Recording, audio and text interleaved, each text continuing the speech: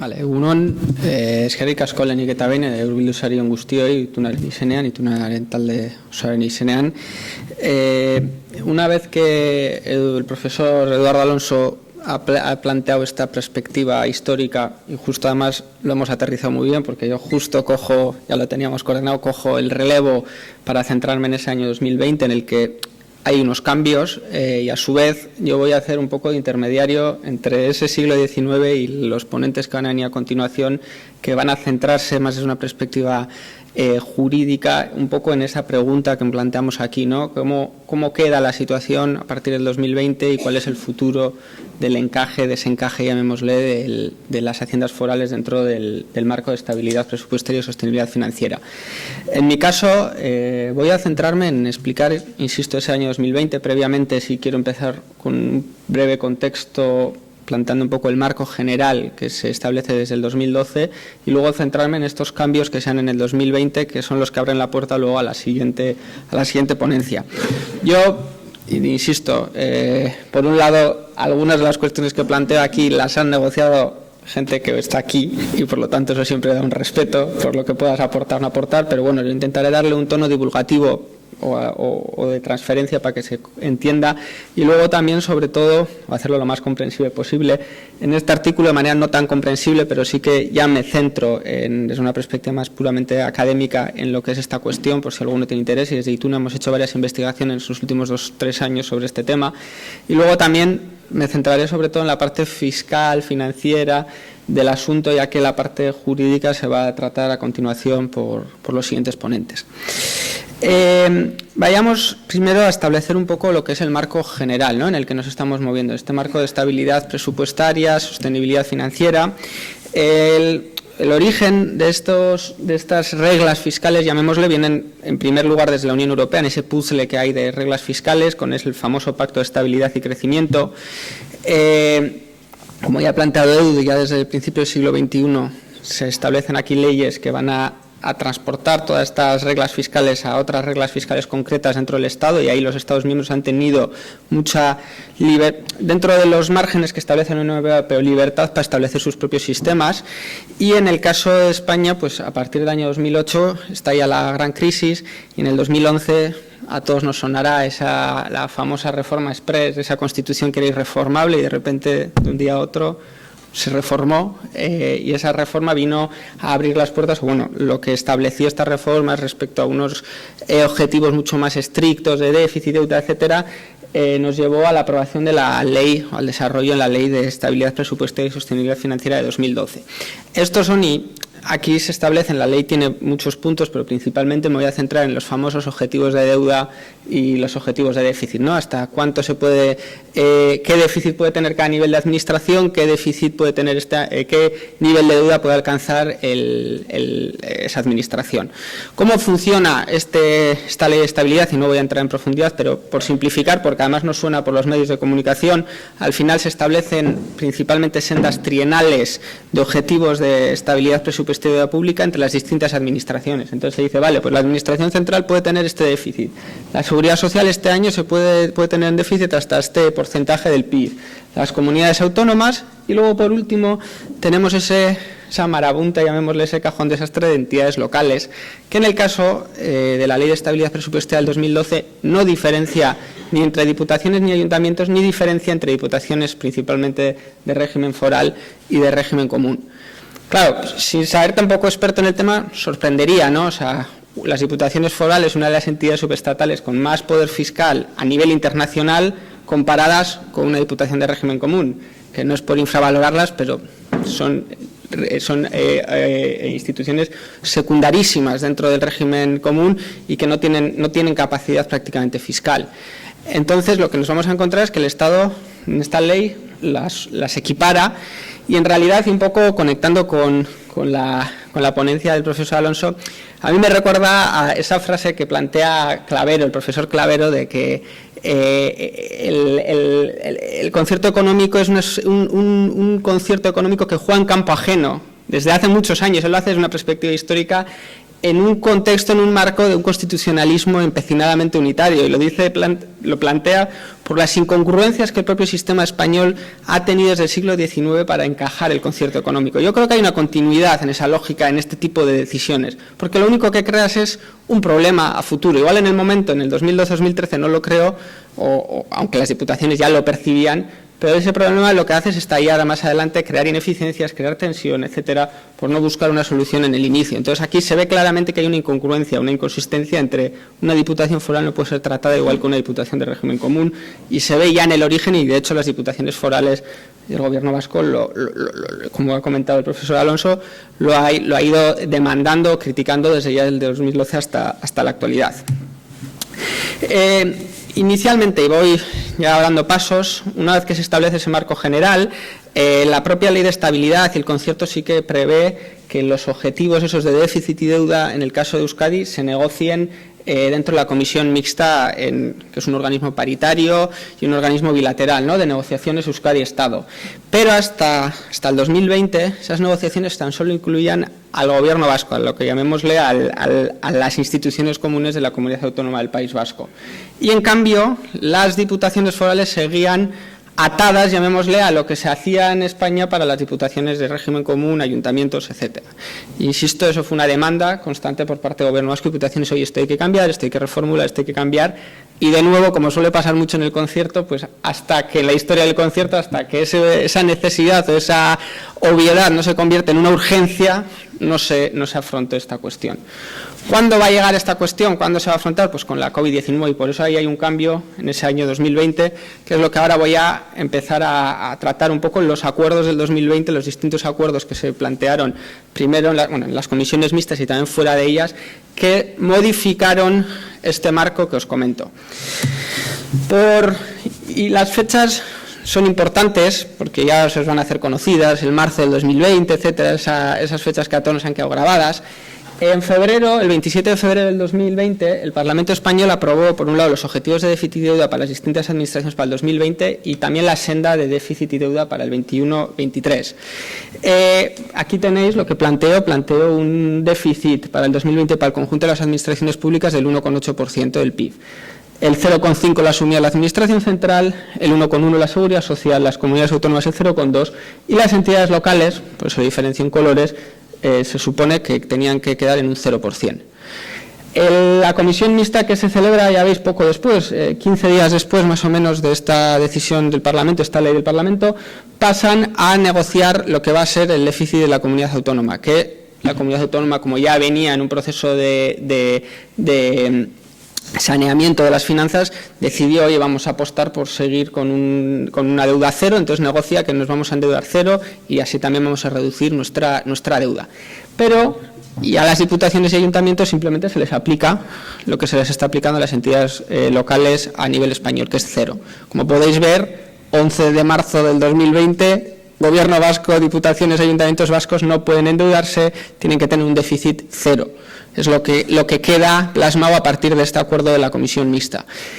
¿Qué hicieron? Y los negociadores vascos, que yo no sé si coincidieron con algún miembro del gobierno que tuviera COVID, porque recordar que ya el 8 de marzo se fue con las manifestaciones, la mitad del gobierno de español se enfermó de COVID, ahí hubo mucho lío y ya se olían que aquí algo no bueno estaba ocurriendo, y se incluye una cláusula aquí de salvaguarda de: en caso de producirse un cambio significativo o sustancia en las previsiones macroeconómicas no atribuible a decisiones discrecionales de la Comunidad Autónoma del País Vasco, podrán acordarse en la Comisión Mixta del Concierto Económico nuevos objetivos de estabilidad presupuestaria. No tengo que decir, pasan 3 días, 11 de marzo, el 14 de marzo, pues ya la cláusula, el 15 de marzo ya está casi: oye, esta cláusula que teníamos aplicada hace 5 días la tenemos que empezar a poner ya en marcha. Y aquí ya se empieza a abrir un debate, ¿no? Viene el COVID, empieza el confinamiento y, como ya sabéis, es un momento muy especial, y en el caso de las finanzas, pues un momento muy grave de gran crisis y de gran incertidumbre y miedos en las haciendas forales, Gobierno vasco, Estado, Europa, en todos los niveles. Por poner el ejemplo y un poco para verlo, en el caso de las haciendas forales, la recaudación en ese 2020 baja un 9%. no baja tanto como, por ejemplo, en la crisis del 2008, es curioso ese dato, pero bueno, es verdad que justo para marzo, abril, mayo, junio, en un pleno confinamiento, ahí se crea un agujero enorme, ¿no? Un agujero fiscal muy grande.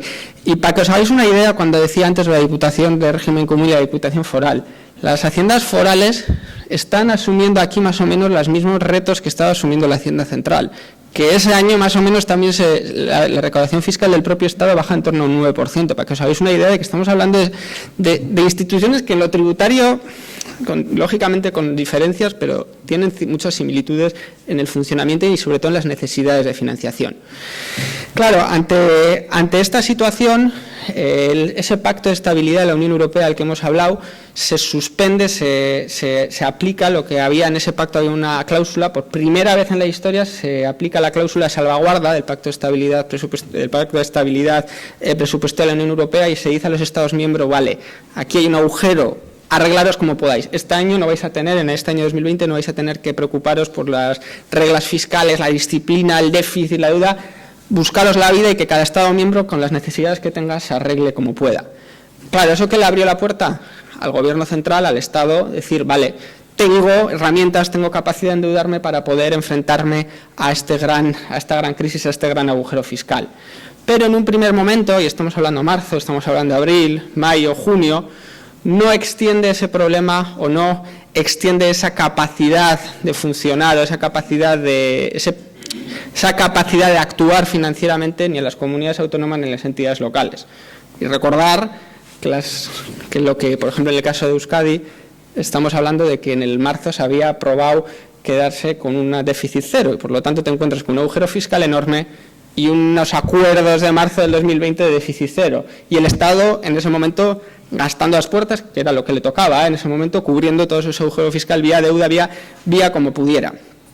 Esto se ve muy claro en la comparativa entre la respuesta que se dio a ese agujero fiscal entre las comunidades autónomas del régimen común y las comunidades y las haciendas forales o Navarra y Euskadi. Se ve muy claro.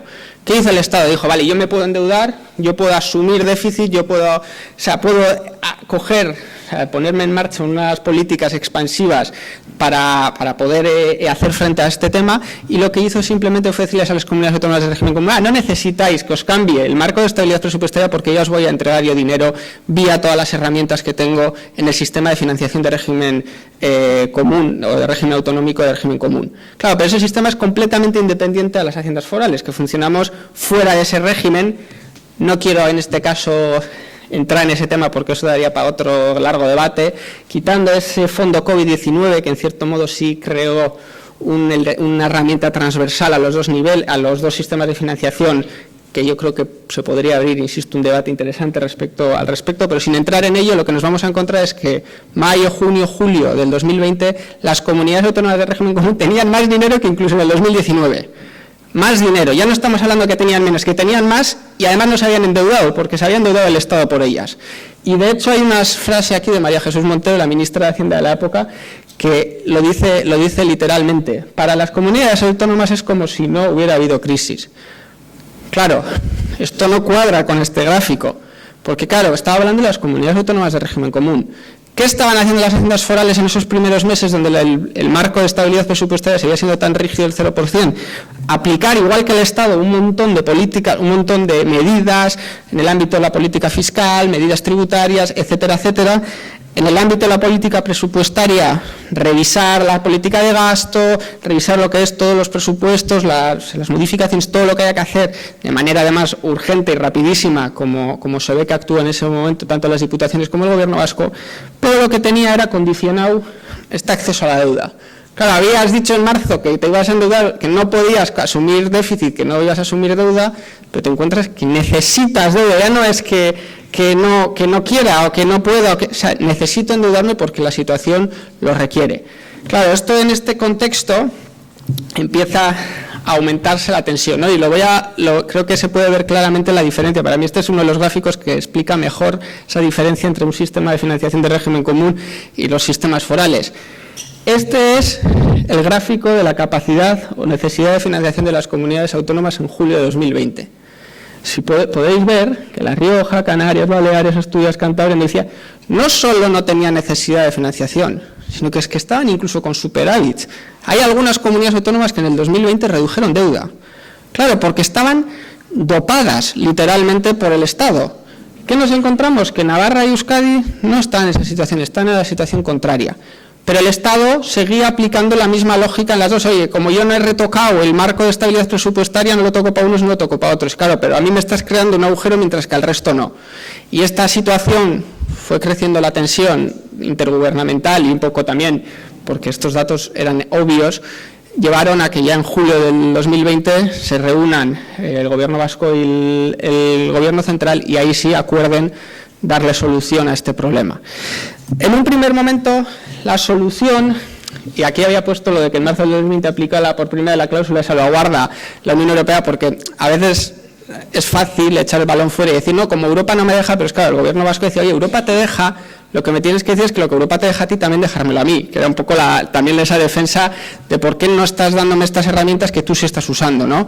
Ya en este julio se reúnen, en un contexto además, estaba la conferencia esta de presidentes autonómicos, en ese contexto en el que el PNV tensa, y principalmente el PNV, porque en ese momento es el que juega este papel, tensa el papel de la presencia de Urkullu, del Lehendakari allí, ¿no?, etcétera, y bueno, en ese contexto, al final, a finales de julio, llegan a un acuerdo fuera de la comisión mixta. Este acuerdo, en un primer momento, solo afecta a lo que son las instituciones comunes de la comunidad autónoma, que lo que le vienen a decir es, vale, Gobierno vasco, te puedes endeudar, Gobierno vasco, puedes tener déficit este año para afrontar tus necesidades de financiación. Y sí se hacen algunos pequeños retoques en lo que van a ser las diputaciones forales y se plantea, vale, las diputaciones forales por ahora no las tocamos, pero ya vamos a ver qué se puede hacer o cómo se puede revisar cuál es la situación de las diputaciones forales. Por lo tanto, en un primer momento aquí siguen dentro de ese bloque de entidad local con ese 0% de déficit, 0% en la restricción de poder endeudarse. Pero vemos que al menos al Gobierno vasco ya a finales de julio, aunque fuera del concierto de la comisión mixta del concierto económico, se le da acceso a la financiación. Ya voy acabando poco a poco.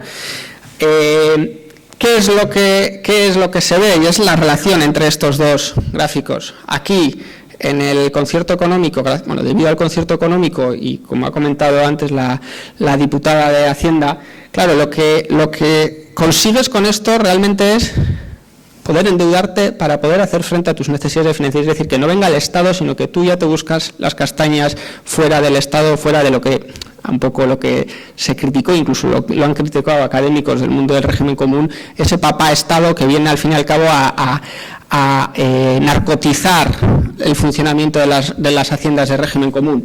¿Y qué es lo que vemos? Si os fijáis, es la comparativa en la evolución del endeudamiento interanual entre las comunidades autónomas de régimen común y las de régimen foral. ¿Qué vemos? Las de régimen común no se tuvieron que endeudar en ese año 2020 porque el Estado les cubrió.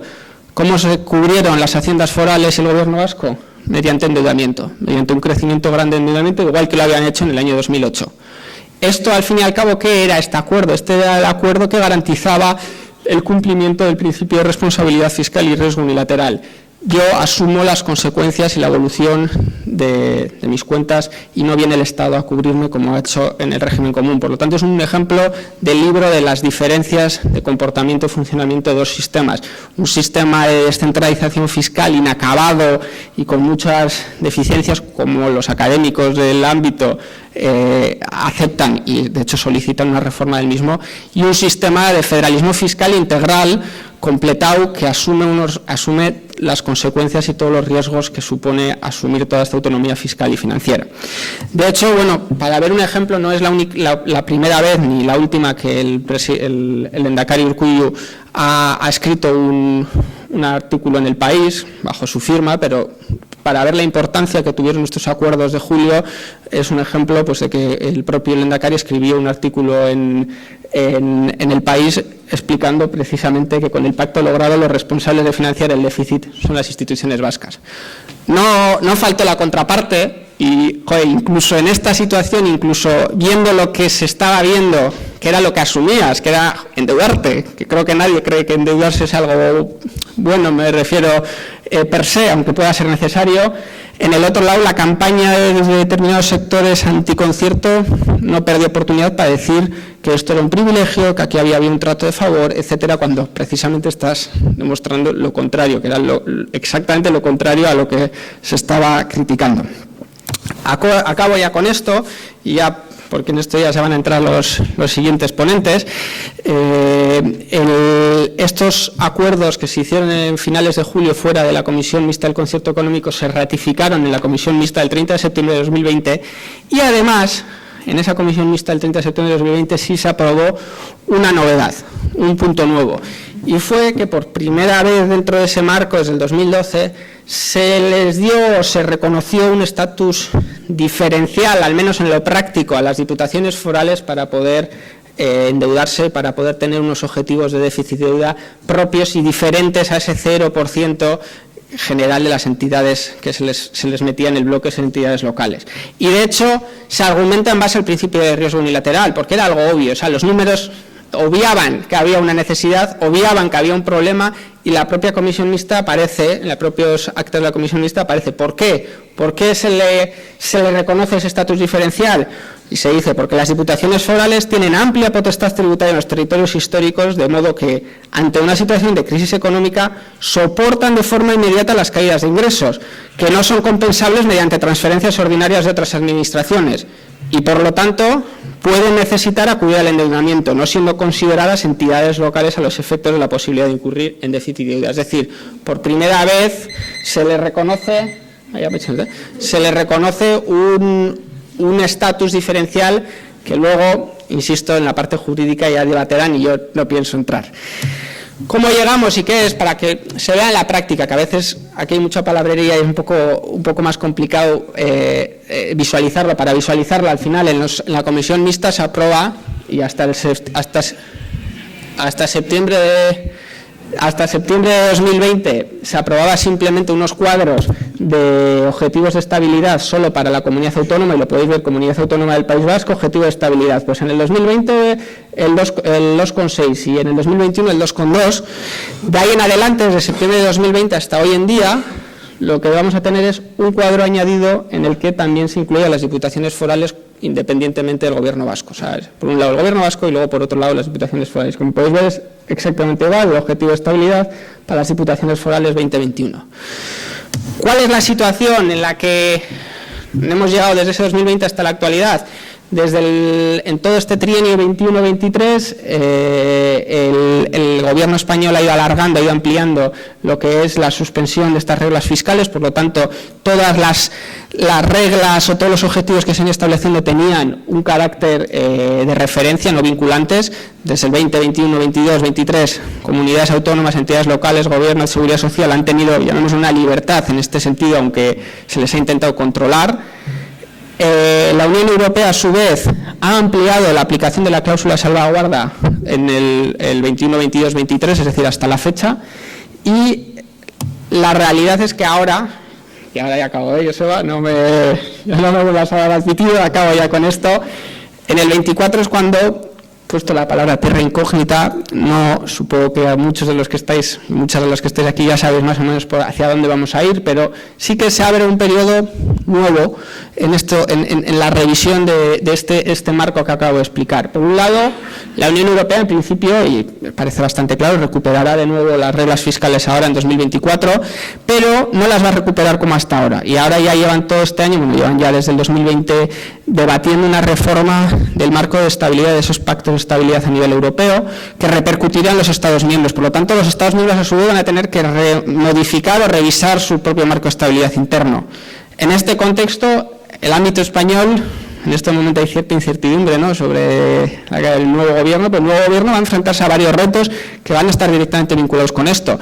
Llevan ya años retrasando la renovación del sistema de financiación autonómico de régimen común, que aunque pueda parecer que no nos afecta lógicamente, nos afecta y mucho cómo queda, y de hecho, y para mí especialmente, y insisto, es un tema que también se está debatiendo mucho en lo que es el ámbito académico de régimen común, la idea de las quitas de la deuda, etcétera, porque claro, en el momento que empiezas a quitarle deuda a una comunidad, ahí se abren unos peligros y unos incentivos perversos hacia el futuro terribles. Entonces, en todo ese contexto, ese nuevo gobierno también tendrá que aplicar el nuevo marco de estabilidad presupuestaria que se vayan con los cambios que se hacen desde la Unión Europea y ver cómo revisa y cómo, en lo que a nosotros nos afecta, encaja estas haciendas forales de ahora en adelante a partir del 24, 25, 26, etcétera, en un futuro en ese nuevo marco que se pueda establecer. Y con esto ya finalizo. Eskerrik asko, muchas gracias.